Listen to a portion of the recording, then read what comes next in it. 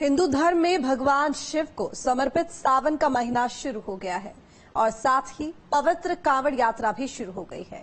सावन में शिव भक्त कांवड़ लेकर जल लेने जाते हैं और उस जल से भोलेनाथ का जलाभिषेक करते हैं। मान्यता है कि ऐसा करने से भक्तों की सभी मनोकामनाएं पूरी हो जाती हैं। रिपोर्ट देखिए। सावन का महीना शुरू हो गया है। सड़कों पर शिव भक्तों का सैलाब उमड़ रहा है।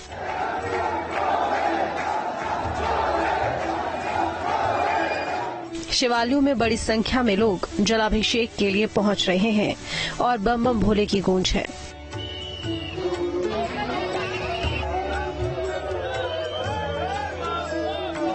सावन का सोमवार है तो कांवड़ियों का भी जोश हाई है। कांवड़ यात्रा की शुरुआत भी हो गई है।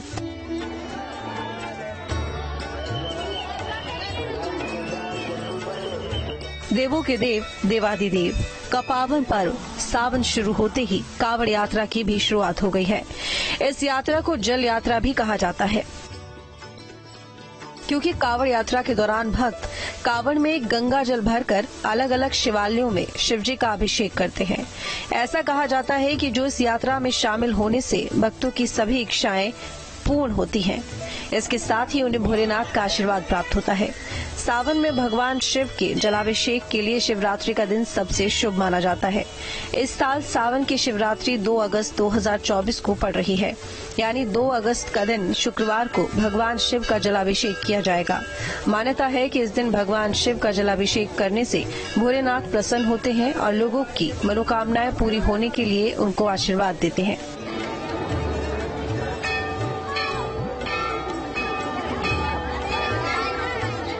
श्रावण मास की शुरुआत हो चुकी है। विश्व प्रसिद्ध श्री महाकालेश्वर मंदिर में बाबा महाकाल ने हर दिन के समय के हिसाब से 1.5 घंटा पहले ही भक्तों को दर्शन दिए।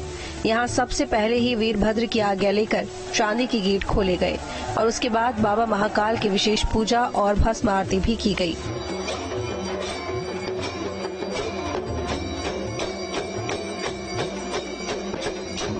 भगवान महाकाल का जलाभिषेक दूध, दही, घी, शक्कर, पंचामृत और फलों के रस से किया। इसके बाद प्रथम घंटाल बजाकर हरिओम को जल अर्पित किया गया। पुजारियों और पुरोहितों ने इस दौरान बाबा महाकाल का विशेष श्रृंगार कर कपूर आरती के बाद बाबा महाकाल को नवीन मुकुट और मुंडमाला धारण कराई, जिसके बाद महानिर्वाणी अखाड़े की ओर से भगवान महाकाल को भस्म अर्पित की गई। इस दौरान हजारों श्रद्धालुओं ने बाबा महाकाल के दिव्य दर्शन किए, जिससे पूरा मंदिर परिसर जय श्री महाकाल की गूंज से गुंजायमान हो गया। जी, आज बाबा महाकाल के अद्भुत दर्शन सावन के प्रथम दिन सोमवार के दिन हमें प्राप्त हुए हैं और एक अद्भुत ऐसा रोंगटे खड़ा कर देने वाला दृश्य, ऐसा लगता है कि साक्षात बाबा महाकाल ही दर्शन दे रहे हैं सामने। बहुत अच्छा, सोचा भी नहीं था, उससे बहुत अच्छा महसूस हो रहा है। बाबा महाकाल के साक्षात दर्शन सामने बहुत अच्छा लग रहा है मुझे। सावन के पहले दिन काशी में हर मंदिर, हर शिवालय में हर हर महादेव और भोले बम का जयकारा सुनाई दे रहा है। बाबा भोलेनाथ की नगरी काशी में भी ऐसे ही कन कन में शिव है। माना जाता है कि सावन के महीने में तो काशी एक अलग ही रंग में नजर आती है। सावन का पहला सोमवार है और सुबह भोलेनाथ की भव्य मंगला आरती और श्रृंगार संपन्न हुआ है। तस्वीरों में आप देख सकते हैं किस तरीके से एक लंबी कतार यहाँ पर दिखाई दे रही है, जो भगवान शिव के दर्शन के लिए यहाँ पर पहुँचे हुए हैं। इसके साथ ही जो भजन मंडली है वो भी आप देखिए कि किस तरीके से भगवान शिव के भजन में तल्लीन लोग बाबा के दर्शन करने के लिए आगे बढ़ रहे हैं। तो ये वो तस्वीर है वाराणसी की जो दर्शाती है कि भगवान भोले की भक्ति में किस तरीके से पूरा बनारस इस समय रमा हुआ दिखाई दे रहा है। पहले सोमवार को काशी नगरी में सैकड़ों साल पुरानी उस परंपरा का निर्वहन किया गया, जिसने पूरे देश में भीषण सूखे और काल को खत्म करने में बड़ी भूमिका निभाई थी। वाराणसी की ये परंपरा यादव बंधुओं की तरफ से निभाई जाती है। सावन के पहले सोमवार को 1932 में शुरू हुई इस परंपरा का निर्वहन काशी में आज भी किया जा रहा है, जिसमें हजारों की संख्या में लोग हाथों में पानी का जल पात्र लेकर हर हर महादेव के जय घोष के साथ यादव बंधु भोलेनाथ का जलाभिषेक करने के लिए पहुंचते हैं।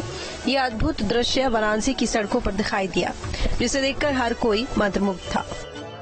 परंपरा है और हम लोग हर साल सावन के प्रथम सोमवार को जल चढ़ाते हैं। हमारे साथ हम लोग पूरे बंधु लोग एकदम पूरा जबरदस्त जल चढ़ाते हैं, बड़ा उत्साह के साथ, और हम लोग श्रद्धा भी है, विश्वास भी है। हर भगवान महादेव का प्रिय महीना सावन शुरू हो गया है। हिंदू धर्म में श्रावण मास का विशेष महत्व है। इसे साल का सबसे पवित्र महीना माना जाता है। सावन का महीना शुरू होते ही कांवड़ यात्रा की भी शुरुआत हो चुकी है। इसे लेकर शिव भक्तों में भारी उत्साह देखने को मिल रहा है। मुजफ्फरनगर के नेशनल हाईवे 58 पर कांवड़ यात्रा मार्ग के साथ भगवा झंडे का कारोबार भी चल रहा है। यहाँ 2 फीट से लेकर के 10 फीट तक के झंडे हैं, जिसमें जय महाकाल, जय बजरंगबली, जय शिव शंकर के साथ भारत के तिरंगे झंडे भी नजर आते हैं। स्थानीय लोगों का कहना है कि हर दिन 200 से ज्यादा झंडों की बिक्री हो जाती है और कांवड़ यात्रा के दौरान उन्हें अच्छा खासा मुनाफा भी होता है। ये छटा हमने तब भी देखी थी जब अयोध्या में राम मंदिर की स्थापना हो रही थी। यहाँ पे वो लोग भी हैं जिनकी ये दुकान है। भाई, आपकी दुकान है? क्या नाम हुआ भाई आपका? शुभम कुमारी। शुभम भाई, किस तरीके से कितने आकार के झंडे, प्रकार के झंडे हैं यहाँ पर, अगर उठ करके आप दिखा भी सके तो?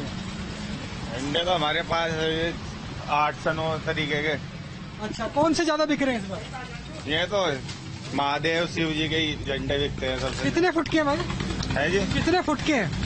फुट झंडा 1.5 फुट से लेकर 10 फुट तक का झंडा मिल जाएगा हमारे पास। भगवान शिव का उपनाम अर्धनारीश्वर भी है। यही वजह है कि 75 साल की महिला बुजुर्ग पैदल उत्तराखंड से हरियाणा की कांवड़ यात्रा कर रही है। इनके साथ और भी महिलाएं शामिल हैं, जो हरियाणा के अलग अलग जिलों तक इसी तरीके से पैदल गंगा जल लेकर पहुंचेंगी।